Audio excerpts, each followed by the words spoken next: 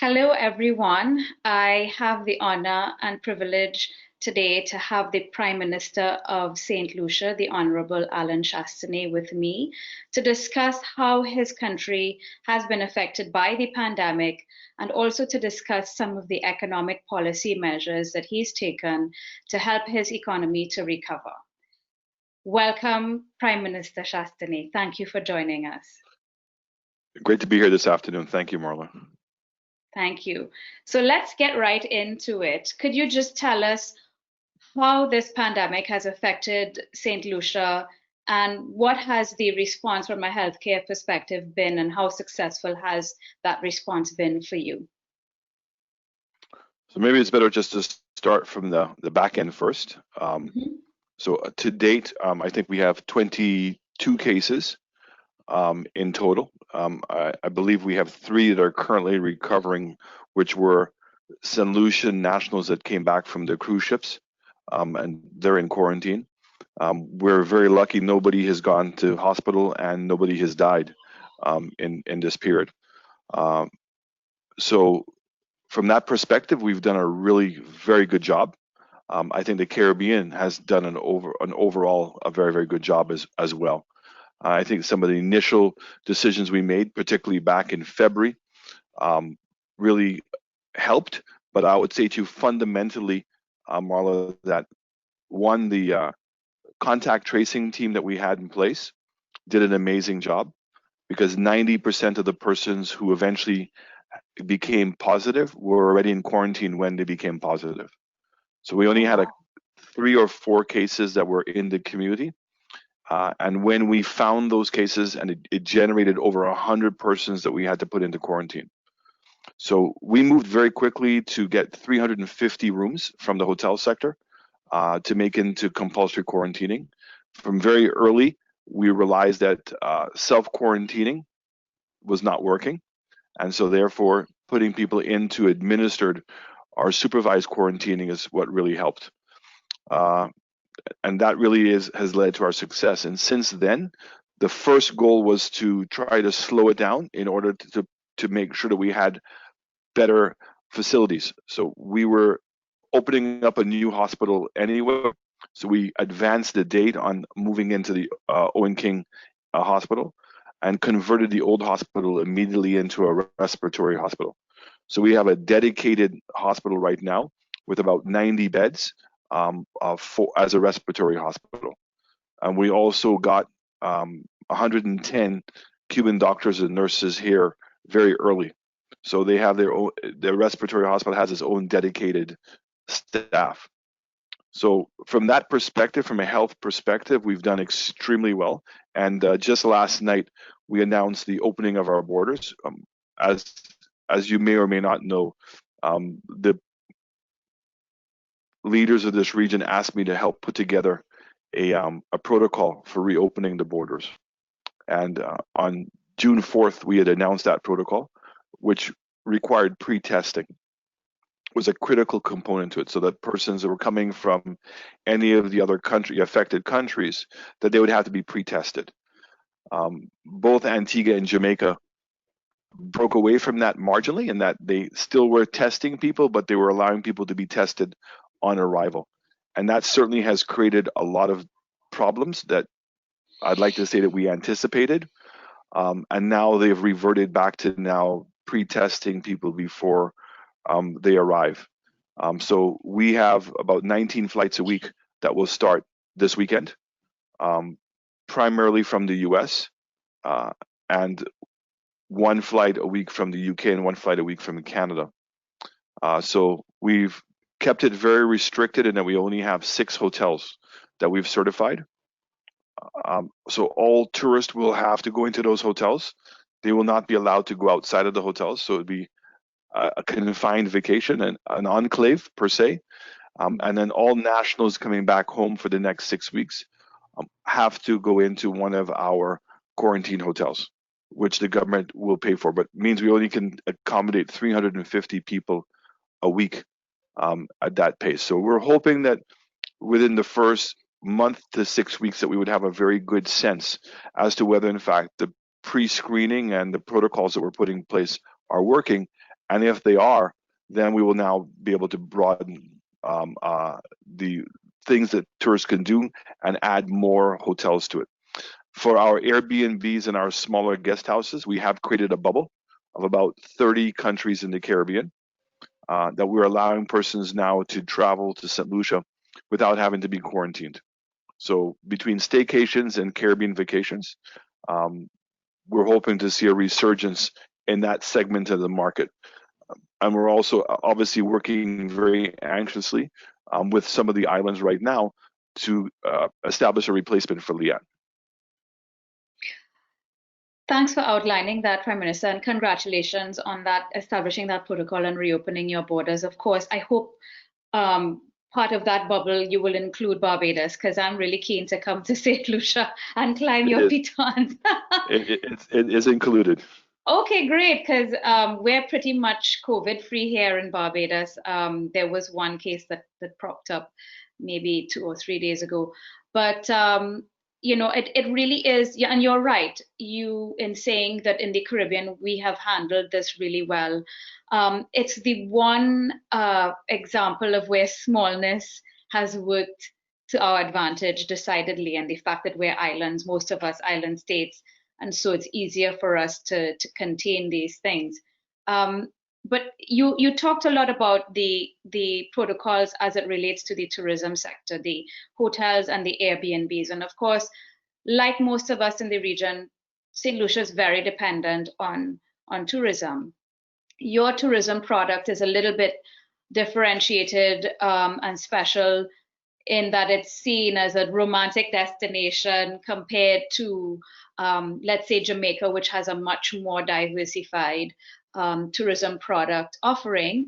Tell us a bit about what your I guess hopes are for the tourism sector, and what specifically, apart from the protocols you just outlined, you know, what specifically you're doing with respect to reinvigorating the tourism sector. But maybe even let's talk about the fact that perhaps we need to look at diversification away from an overdependence on tourism.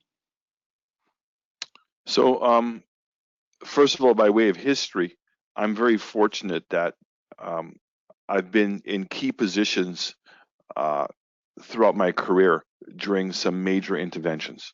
So the first one, I'm aging myself and dating myself here, was when we had the Gulf War in 1991.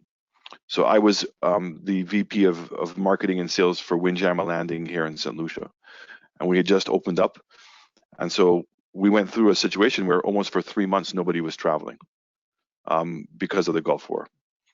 I was the head of marketing sales, vice president of marketing and sales for Air Jamaica worldwide when we had 9/11. And again, a situation in which airlines had been shut down, world had been shut down, and that there was a fare to travel afterwards.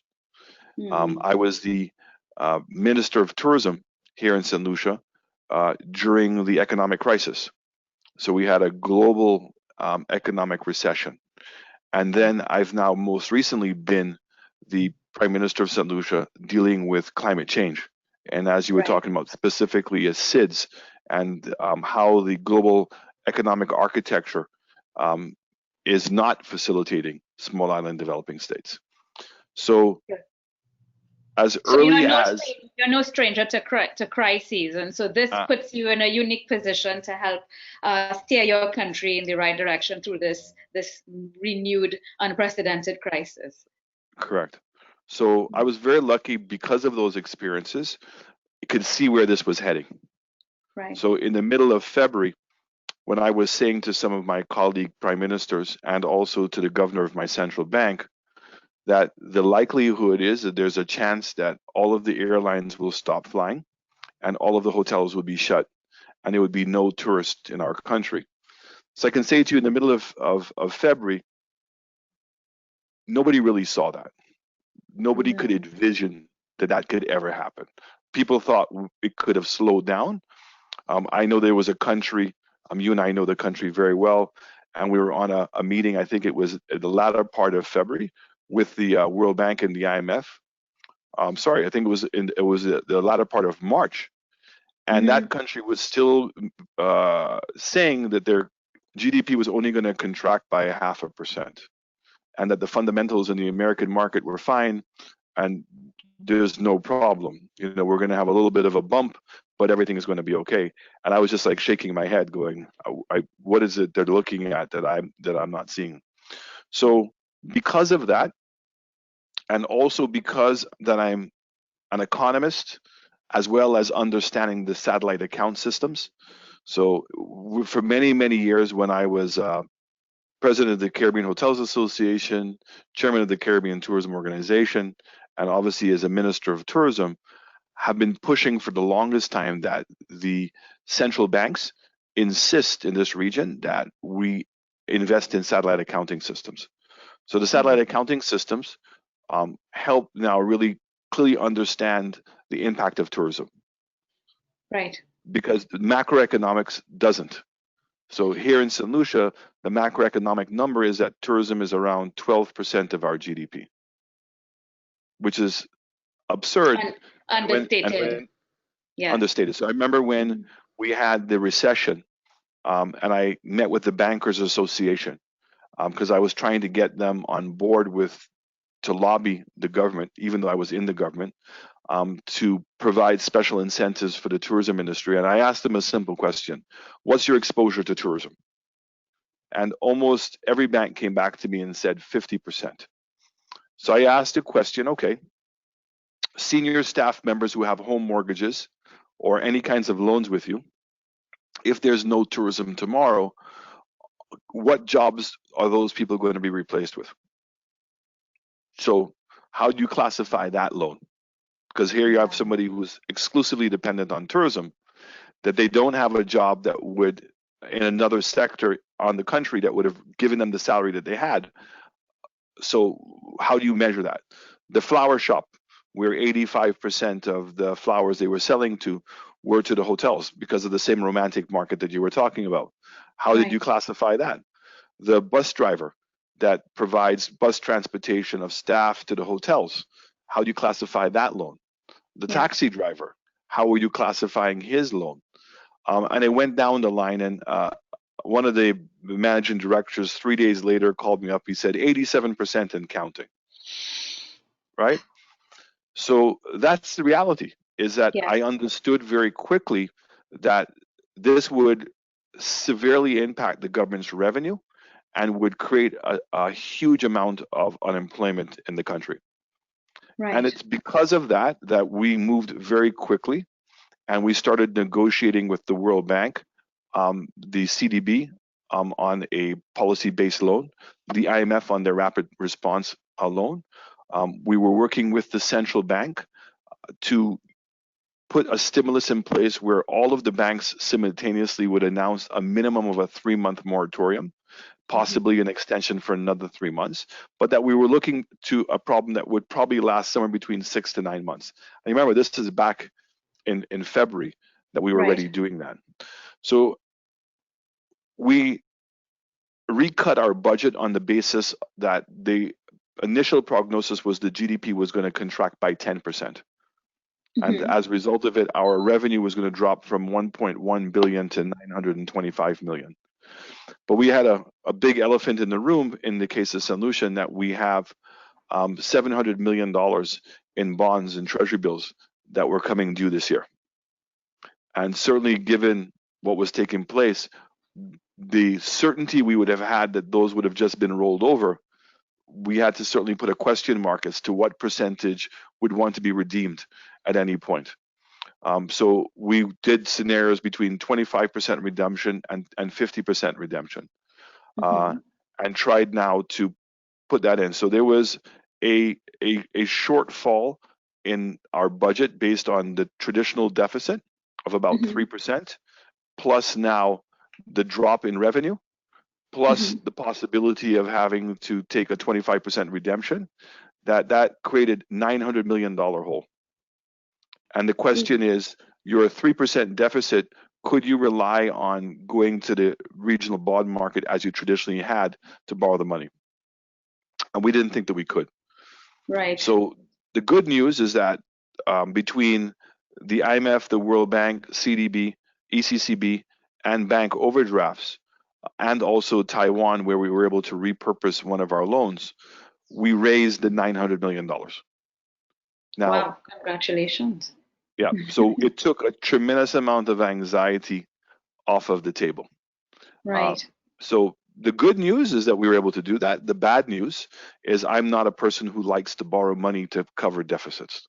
Yeah. You know, I don't mind borrowing money for some level of deficit. Certainly, I'm not happy with 3%. I'm much more comfortable with 2%, 1.5% if needs be. But I certainly don't like to borrow money to pay for money. Yes. So this is not good borrowing. I'm not going to sit here in any way, but we're in an extraordinary circumstance where, yeah. What other options do you have? The other option you have is to say, okay, is your new normal now the $800 million in revenue versus 1.2 billion? And I think it's too early to make that prediction. So I think that by the time we get to September, we will have a better assessment as to whether how long is this going to take. So you've heard, you know, whether this is a V shape, whether this is U shape, is this L shape? Nobody really, you know, I would a say lot of people, the prognosis is still out there as to what this is really going to be. So I don't want to jump too quickly to make some harsh decisions. Where St Lucia is in a very good position is that we can temporarily attempt to substitute some of the economic activity of tourism. I could not replace it. right. So we had our airport project, which was already being funded and was already about to begin. A new hospital in the south end of the island, a new police headquarters, and over 300 million EC dollars in road redevelopments from CRIF, from the DFID money that Right. Cameron had given us, the grants. We had a Japanese grant, and then we had more money that we borrowed from the Taiwanese based off of a gas tax that we had put in place. So all of these loans were being funded by new revenue streams. So we increased our airport tax, created a lockbox, created a gas tax, created a lockbox. So all that revenue is already being funded, but clearly the expectation is the economy would continue to grow. So right. luckily for the lockbox, for instance, in our airport, we've got over 2 years of reserves in the lockbox to cover, even if there was no tourist for 2 years, we would still be able to pay for our loan. So we're in very good shape in that regard. With the contraction in the economy and the additional debt that we're taking on, we're probably going to go from, hurts my heart, we brought our debt to GDP down to 59%. Yeah. So we had just brought it down below the 60% level. We're probably going to go up somewhere between 85% within a year and a half. Now, and this is where some of the macroeconomics, particularly for small island developing states, really is against us. So of course. most of the credit rating companies are going to look at that debt to GDP. Mm-hmm. But the fact is that the monies I'm borrowing from the IFIs very concessional. Concessional, yeah. Mm-hmm. Anywhere between 5-year to 10-year moratorium, and you're talking about 0.5% to 0.75%, anywhere between 20 and 40-year money. Right. So the fact is that the my ability to pay and service my debt is not in question. Right. But certainly from a debt to GDP, it's creating a problem. Then the next part of the question that you asked, really, which is one that a lot of people bring up, is about the diversification of tourism. Right. So I'm not a big believer in that, because I don't think that if I grow my agricultural sector, it doesn't mean I can't have tourism and agriculture. It doesn't mean I can't have tourism and manufacturing. It doesn't mean I can't have tourism and my offshore financial services. So tourism doesn't displace any of those industries. In fact, what tourism does is tourism helps create a stronger platform for them. So in terms of agriculture, huge opportunity. So if we look at St. Lucia in absolute terms, and I always try to figure out a way, Marla, to try to bring it to numbers that we could measure it in compares. So I took Aruba, Barbados, Mm-hmm. Cayman, Nassau, and the BVI. I looked at their GDP, I looked at their population, and I looked at their square miles. Mm-hmm. So if you take Aruba as an example, 106,000 people, a GDP of $2.65 billion, and has 70 square miles, it actually has now 38, it produces $38 million per square mile. Okay. Okay, Barbados produces $30 million per square mile. Nassau produces $100 million per square mile. Cayman produces $47 million per square mile. St Lucia produces $9. Now, if I take Aruba's per capita GDP, which is 25,000, multiply it by my population, my GDP should be $4.5 billion, and my GDP is $2.2 billion. So the potential for growth is huge. Then let's look at Aruba. 15,000 hotel rooms. St. Lucia has 4,500. Aruba has 106,000 people. I have 180,000 people. Aruba is 70 square miles. I'm 240 square miles. And so the question becomes, can I have 15,000 hotel rooms? Right. And the question is very easily. And if I did, not only am I going to get what Aruba's gotten, but I also now have a stronger offshore financial services market. I have a stronger agricultural sector. And I also believe from a secondary home market that will be more popular and more profitable than what Aruba has done. So the Caribbean, Marla, is only 4.5% of world tourism. For sure. And declining. Right? And declining because of what? Because we have a cruise sector, and I'm not in any way criticizing the cruise sector. But what the cruise sector has shown is that if you create the right fiscal incentive environment for that industry, it will grow. So 15 years ago, cruise industry was 1.5% of the world market share, and the land-based tourism was 6%. And now we've had a complete reversal of that position. The other thing that's interesting is that after the Gulf War, after the 9/11, after the economic crisis, and even after hurricanes, the industry that has been recovering the fastest globally has been tourism. Right. So I think that tourism will come back strongly. I think that because of what we have succeeded in doing in the Caribbean, in keeping a relatively health-free environment, health-free zone, and that looking at where people are going to want to go, and some of the new trends we're seeing, this fight between the US and China, America and Europe, I think that there's a tremendous amount of opportunities for the Caribbean. No, I agree with you, and I hear your points around the potential of the tourism sector for growth, certainly with those metrics that you outlined for St. Lucia. My only concern is, when you put all your eggs or most of your eggs in one basket, it makes you much more vulnerable to the factors that influence that sector. And of course, we're seeing that very, very clearly now with this pandemic as it relates to the tourism sector. Now, my counter to that high level of dependence should be that if you know you have a risk factor, and this is how banks think, and forgive me for thinking like a banker, having been in the financial services sector for 20 years, if you have this vulnerability or this risk, you need to make provisions against it. And so the countries that recognize that they have this vulnerability or any vulnerability to any sector and exercise the fiscal prudence necessary and put money aside and build buffers, external buffers and fiscal buffers, Cayman Islands being the perfect example in this region, you would find that that's how I should say you counteract the vulnerability that goes with the overdependence on any one sector. I feel like that strategy is not perhaps well embraced in the Caribbean as it should be. But I do hear you around the growth, and insofar as you've differentiated your tourism products significantly from the others in this region, one would presume that there is a stickiness to that market that you've carved out for yourself.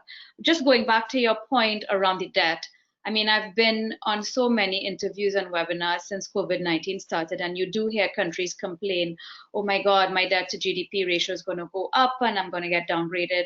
The thing is, whether or not you borrow a cent, your debt to GDP ratio is going to go up because the economy is contracting. So your numerator is getting smaller. But in your case, and in most countries' cases, the numerator is also getting bigger. Congratulations on achieving the 59% pre-COVID. And I know that the ECCU has this goal of everybody coming at or below 60% debt to GDP. I feel like you ought not to worry too much, Prime Minister, right now about debt to GDP, because it's really about keeping your economy stable and keeping people healthy and in productive productive in some way. So I feel like now is not the time for us to have these traditional anxieties and around debt to GDP. We could let that go for now. But tell me a bit in terms of the discussion around diversification. Of course, financial services is a big part of what St. Lucia's economy is driven by. Tell me about the reforms that you've made to your financial services sector with respect to your territorial tax regime and the Headquarter Act, for example, and how you think, well, first of all, tell me your motivation for doing this, and tell me how you think this is going to work positively for the St. Lucia economy. So I just want to say that 100% right about Cayman, and you can also throw Bermuda in that mix. For sure. And both of them have something in common. They both started with tourism. Yeah. So the fact is I do not believe that either one of them would have the financial services sector that they have today if they didn't have that tourism base. Because tourism has provided the airlift, has provided the infrastructure investment to allow the offshore financial services to work. And in both cases, where Bermuda and Cayman have a huge expatriate resident market that are actually doing those services on the island. Yes. And I can assure you that it would be very difficult if they didn't have that tourism product. Another very good example in Cayman, if you give me a minute just to divert for a second. Of course, it's my favorite country, so I could talk about Cayman forever. Okay. Tortuga rum cake. Yes. So here's a Jamaican guy who comes to Cayman, can't get a job, remembers his mother's recipe, produces this fabulous cake, pre e-commerce, and sold it to one hotel. Then sold it to multiple hotels. Then he got into the what's it called, mail ordering business. So all the Cayman business people and the tourists that came there remembered the Tortuga rum cake, put in their orders for Christmas and birthdays and special gifts, etc. And eventually it grew to get into the duty-free market in Cayman. Then it became duty-free in the Caribbean, and now it's global. Yes. So here's a great example of diversification. So taking advantage of tourism. See, tourism is just a portal to the world. So for instance, would Corona be the #1 selling beer in the world if they didn't have 43 million Americans going to it? Tequila was one of the lowest grade liquors in the world. And today, some celebrities go down, buy a tequila farm, and are selling tequila now, refineries for billions of dollars. So I think that Mexico and Turkey have really understood tourism more so than any other countries in the world, and that tourism is a portal to selling your products. Agreed. And once we capitalize on these forward and backward linkages, that the tourism sector offers. I remember years ago, I don't know if you were in the room at a CDB annual meeting where the Jamaican tourism minister said, you know, we have to change this model where we're bringing the tourists in the plane and we're bringing the food to feed them in the belly of the plane. We need to have these forward and backward linkages through our agriculture sector, for example, and manufacturing of rum cakes and so on, and alcohol, to therefore spread the benefit of the tourism sector and tourism revenue throughout the economy. So I very much agree with you that it can be a real catalyst for diversification into other sectors. But guess what? So like, for instance, Bush of Brown products in Jamaica, they need to be on the tables. So Yes. the tourist needs to see those brands, taste those brands, and like liquor, what happens, it creates this memory cell of a happy cell. So I mean, a person is not going to know Mount Gay or know Chairman's rum until they've come to either St Lucia or Barbados, drink it, and then when they're going down the aisle where there is a variety of rums you can select from, a big smile will come to their face, hopefully, when they see Mount Gay or Chairman's. So we need to make sure that we understand that, and that we need to create that experience on island. So even with my bananas, we've been selling bananas for 30 years. We've never created a brand name for the bananas. So an English tourist who loves bananas, they love bananas more than any other country in the world, comes down and eats a banana, and I'm not helping to differentiate my product. I'm going back and selling it through the groceries chain as a commodity, of which I could never succeed. The same thing is going to happen with chocolate, and in terms of anybody in these part of the world that doesn't understand branding, I think, Marla, is lost. Yeah. Honestly, they'll never make that overall connection. So we keep talking about these linkages, but we don't make them happen. We don't know how to make them happen, right? And today, with the internet, the ability of people to purchase our products is made even easier. But we're not making that happen. So we've got to take advantage of that. So the diversification begins from that point. So in terms of St. Lucia, what is it we believe? We think that high net worth individuals pre-COVID started realizing that they could work remotely. Of course. Post-COVID, they're now convinced that they can work remotely and want to work remotely. So the question is, how do we now create an opportunity for those high net worth individuals to spend 3, 4, 5, 6 months with us? Yeah. It's simple. They need to have an education system. So you need to have a couple of IBC schools. So Cayman, what's the name of that famous company in Cayman that do all the big development? DART. So what he's produced there is the model. There's no reinventing this thing. You need a hospital, medical services, education, air access, and broad bandwidth, rule of law, security. You have those things. That's the infrastructure that you require to bring these high net worth individuals to be able to run your country. So when I became prime minister, I went to Switzerland, and when I was there, I heard a statistic. There was 31,000 people working for the UN in Geneva. Okay. And they all live there tax free. But guess what?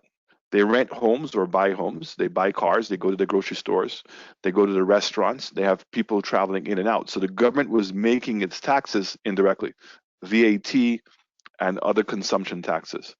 And I said, wow, can I not do the same thing here in St. Lucia? And what we did is we created what's called the Headquarters Act. So we allow companies to have a minimum of 10 employees. The employees can come from anywhere in the world, including St. Lucia. The company gets a corporate tax holiday forever. They get no work permits. There's no personal income taxes, and they get duty-free on all of their inputs coming in. Digicel ended up moving here. A couple of banks moved here. Republic is now going to be putting their OECS headquarters in St. Lucia under that regime. And all of a sudden, all of my vacant real estate office spaces was fully occupied. And now we are providing incentives to get people to build now more office space with hotels and with apartments. So these commingled products. So we're already seeing it take place in the States, where you have these tall buildings now, skyscrapers, where you have commercial downstairs, you have office space, then you have apartments, and normally at the top you have a hotel, all Right. on in the same building. Same thing here. Right. That's what people are looking for. And now you're creating jobs for your local market in a diversified way. So lawyers, accountants, administrators, IT persons, that industry, that sector absorbs these people. Right. What we also did is we were going back and forth with the EU on this blacklisting situation. Oh boy, yeah. and then particularly on the idea of substance. So what we realize is that we don't have the ability to collect taxes that are earned outside of St Lucia by St Lucians. Okay. Okay. So Barbados and St Lucia went in two very different directions to solve the problem. So Barbados decided to harmonize their tax regime downwards. Right. So bringing your domestic tax rate down to try to meet your international rate, and that's a tough balance, because you're going to give up a lot on domestically, and it's questionable as to how low or how high you're allowed to go on your international stuff before people leave. And remember, these IBCs, there's nothing really holding them there. It's a 24-hour shift to move your company. Right. So St. Lucia went in a different direction, in that what we did is we basically said any monies you earn outside of St. Lucia, we're not going to tax. And so in essence, we ended up merging our domestic businesses with our IBCs, because our domestic businesses already benefited. We don't pay taxes on capital gains. They don't pay taxes on dividends. They don't pay taxes on interest earned. So the only difference was the corporate tax. So if an IBC company was to do business in St. Lucia now, they would pay the domestic tax rate, but any earnings they have outside of St. Lucia, they don't get taxed. And it's so very different. It's not that the rate is zero. They're not taxed. So the tax only applies to the revenue that they generate within the borders of St. Lucia. Correct. Okay, I got it. And then under the CARICOM Treaty, that's exactly what the CARICOM Treaty was designed to do, because the CARICOM Treaty bases taxation at the point of consumption, not at the point of production. And have you had any kind of pushback from the OECD and the EU on this amendment that you've made, or these amendments, I should say? They can't.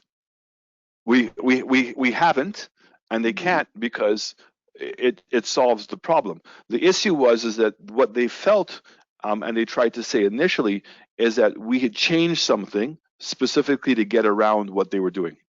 Right. And we said no. We said we've been members of CARICOM, since 1991. This is exactly what CARICOM was set up. I don't have the ability. I've not collected any taxes. This is on people's book. I don't have the ability to collect taxes overseas. And so all we did is we've eliminated IBCs, but a company can set up a company in St. Lucia and get those benefits. The Headquarters Act provides substance, some 10 people. Right. So again, think of it now as high net worth individuals who are in New York or in London, etc., decide to move an operation here. There's no work permits. There's no personal income taxes on the persons they're going to have working here. We believe we have a great support system. We've just signed a contract with Cayman Health City to help us put in the operation systems of our new hospital, and more than likely will be helping us with the operations of the brand new hospital in the south. We have an IBC school. We're in discussions with Lausanne University of putting a university campus here, plus also an IBC high school component to that. We've just opened up the new horse racing track. We have the new airport, international airport, which will more than likely have a pre-clearance facility, meaning that you will pre-clear for US here in St. Lucia, similarly to what's going on in Aruba or Bermuda, Bahamas. or in the Bahamas. Yeah. So, I mean, that's very interesting. Now, I will say to you that based on the fact that the EU keeps changing their requirements and their standards, maybe you should be on alert that they might come after you with some amendment to their methodology, because that's just how it's been in the past few years. But I commend you. That was a stroke of genius, I think, to amend your taxation regime to on the one hand deal with this blacklisting, but also to secure the revenue that you need. Now, in discussing what's happening with respect to alternative sectors and alternative ways that you've chosen um, to drive economic activity and fiscal revenue, the Citizenship by Investment program, um, there is that COVID CIP bond that you discussed. Tell us about that, and tell us about your Citizenship by Investment program, and how does that take St. Lucia forward? So we came into the game very late, and so the former government actually started it. But I have said publicly, St. Lucia was already in the CIP business, simply because a person getting a citizenship in Dominica, Antigua, St. Kitts, or Grenada were allowed to come and do business and live in St. Lucia, and treated like a citizen, with the exception of just being able to vote. So we were in the business, and so it was really foolhardy, I think, on St. Lucia's part not to have a program. I'd like to say from the onset that ideally, I would like the OECS, I support the idea of this OECS having a singular CIP product. Yeah. And I think it would be better if it was run from the OECS Secretariat, and that a mechanism could be found to distribute the money. Right. So part of the money would go towards strengthening the OECS Secretariat, and then the other part would be on a distribution base. I even think that from a fair factor from the US, Canada, the UK, and Europe, that everybody would be less fearful of that, because Right. countries are allowed to have a citizenship program. They all do. They all An do. athlete in England who gets a contract for £10 million a year automatically qualifies to become a citizen. All right. So the US has its own programs. Everybody has their own. Canada had a citizenship buy-in program even long before we did. So I knew that we would not want to compete on price. And we wanted to find a way to differentiate our product. So we put in what we thought was the competitive price, sadly, which is $100,000, and focused on the products, and also said that we were going to have a very stringent due diligence program. And I'm very proud of the fact that that's exactly what we achieved. So how do we differentiate the product is to go after high net worth individuals. So one, offering the headquarters. So a person now can become a citizen in St. Lucia, open up a headquarters, and is both a citizen and shows that he has a business in St. Lucia. So it doesn't seem like he's just carrying a passport for a passport's sake. The other one is that we're in the process of creating a residency program. So that fact, a person can either purchase real estate in St. Lucia through the CIP program, and now pay taxes of about $35,000 a year. So again, now a person can say, I have a residence in St. Lucia, I have a business in St. Lucia, I pay personal income taxes in St. Lucia. So it gives them the substance when they're going around the world. So St. Lucia is not going into the volume game.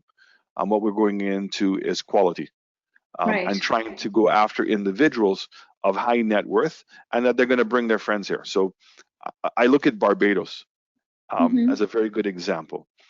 One of the things I think personally that was a critical success to Barbados was the Concorde.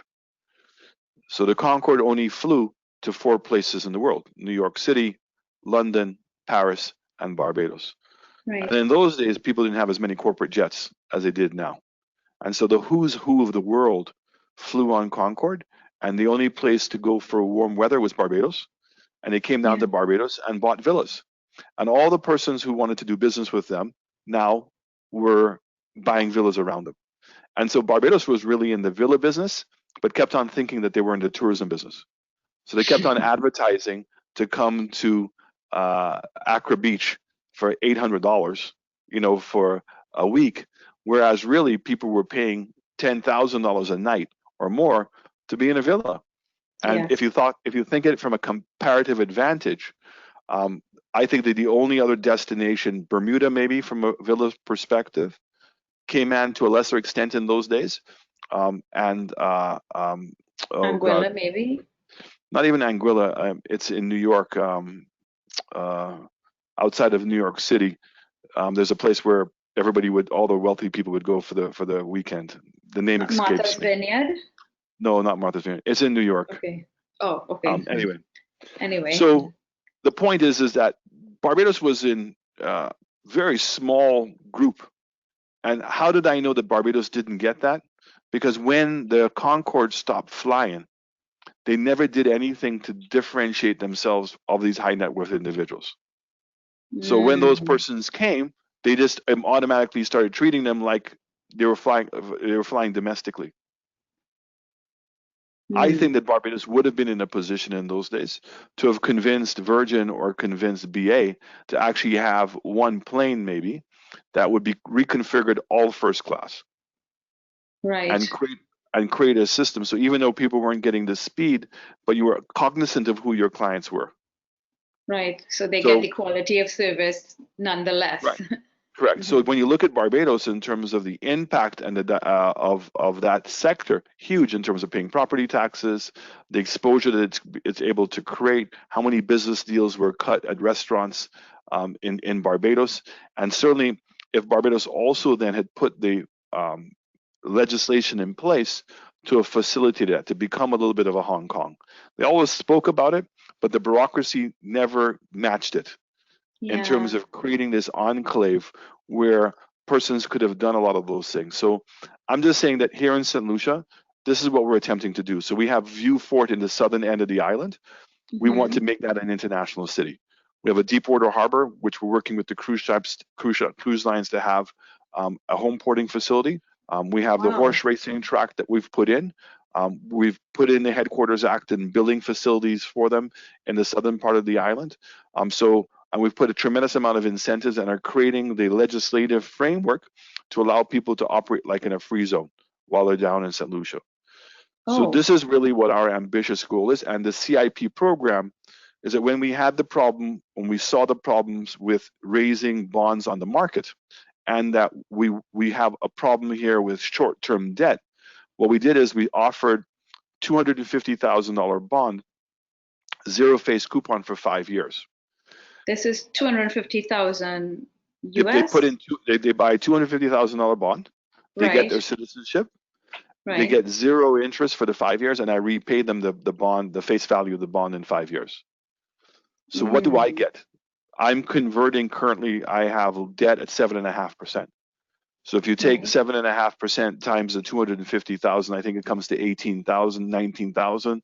Multiply that by 5, it's the $100,000 that we would have had for the tax. But what I'm doing is converting those bonds, not into additional spending, but to convert existing debt.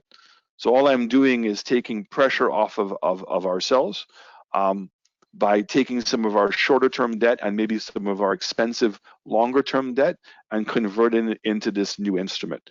And certainly if I can we think that we're hopefully going to get about $100 million US is what our aim is to get within the next year, that would significantly stabilize our financial situation. Right, because your interest payments will presumably decline despite interest the payments amount will decline. of debt. And then also you have the 5 years. Right. That's interesting. I really hope that works. Is it a sinkable instrument? Do you have a sinking fund attached to it? Yes. Okay, that's important because then it means you will have the the two things is that we're only using it to replace existing debt. We're not generating new debt with it. Right. Right. Okay, so it means that my debt to GDP stays the same. It's a but what neutral I'm impact. doing though is really reducing the cost of my debt and taking off the pressure because too much of my debt, 40% of my debt, short term. Ooh, yeah. So you have high rollover risk with that. Correct. Ah, that's a very innovative approach, Prime Minister. Congratulations. So the last thing I wanted to talk about is, and you touched on it a little bit about, the work that you're doing on the airport. You talked about a new island, 300 acres. Tell me a bit about that, but tell me about the infrastructure projects.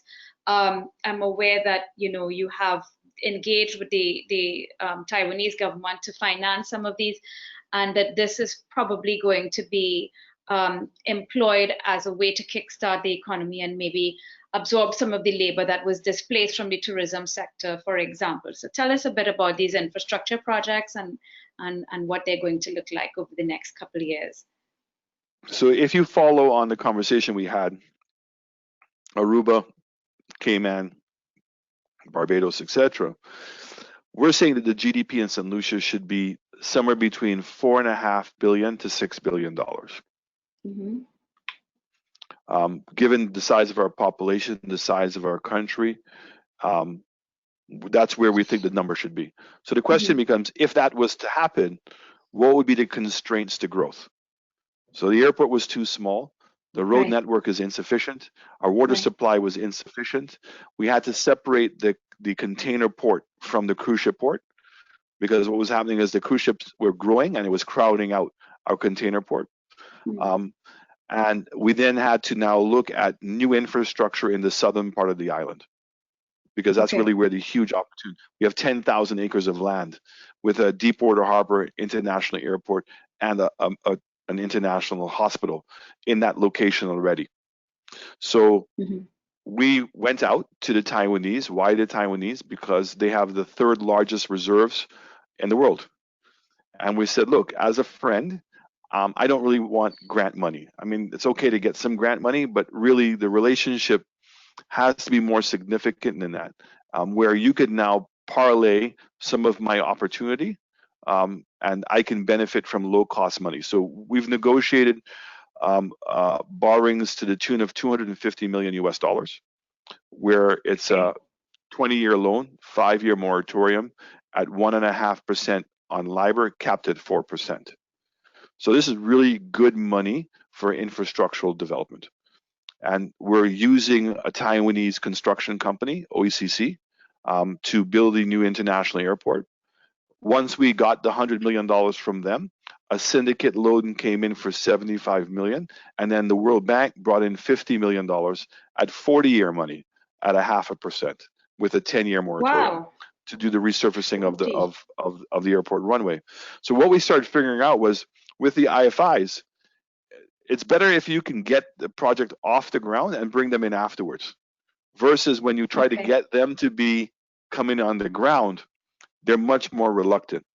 So once they start seeing these things were happening, it made it much easier. In order to fund that money, we created an airport tax. So St. Lucia's airport tax was $25. We moved it to $98. We increased our gas tax by $1.50 EC, which is 40 cents US.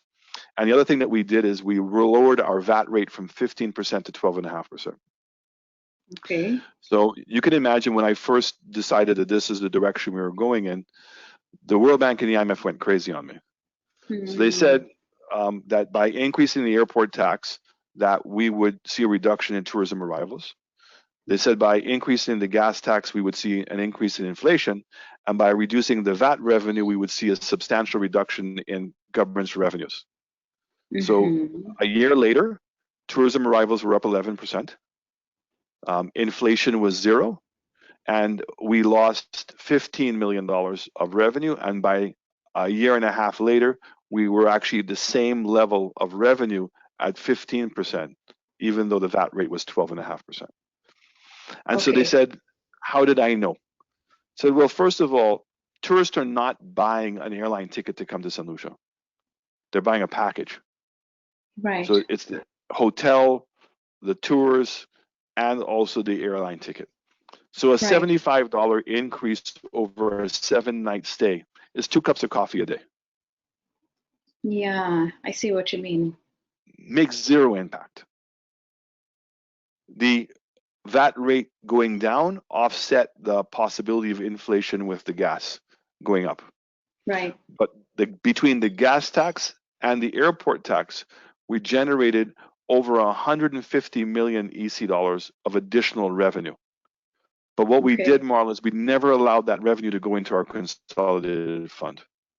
We kept them in lockbox to be able to drive our capital projects. And what we did is Right. we've ring fenced our recurrent revenue, recurrent expenditure. So what's happening is with this economic activity taking place, we've grown the economy for 4 years, Right. 3.5%, 2.7%, 1.8, 1.7. And this was going to be a huge year for us because we had all these Yeah. projects taken off. But the fact is that nonetheless, those projects are coming in. So you're talking about a significant increase in employment in construction during this particular period because construction is taking place. We're Right. reopening our doors to tourism this weekend.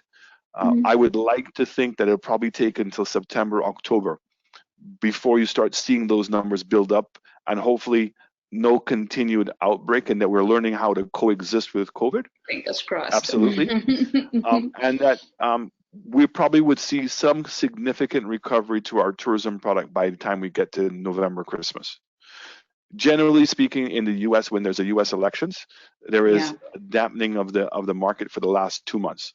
Yeah. This is probably going to be a highly competitive and hard-fought election, so I can't see that trend is going to be much different. But certainly with the UK, they have their own bubble. So it's not like the British get to go everywhere in the world. And I think the Caribbean is going to be a great location for them to come to. So I generally think that if we're able to show that we can coexist with COVID, that the protocols that we're putting in place, it's not to say we're not going to get some outbreaks, Right. but we're continuously to practice the discipline of the mask, the hygiene. Where staff have to do their laundry on property, they leave their shoes on property, they take a shower on property, they get their own bus to go back home. That's what we have to do. The million dollar question, Marla, I think that we're going to have to ask is, normally when we see a recession, there have to be competitive prices. And so I think that the governments are going to have to forego some tax revenues for a Yeah. period of time to Yeah. help offset some of those costs to get the competitiveness going. But I think that the maybe because there's a limited competition, that we might be able to maintain some kind of price integrity, but we'll see what's going to happen.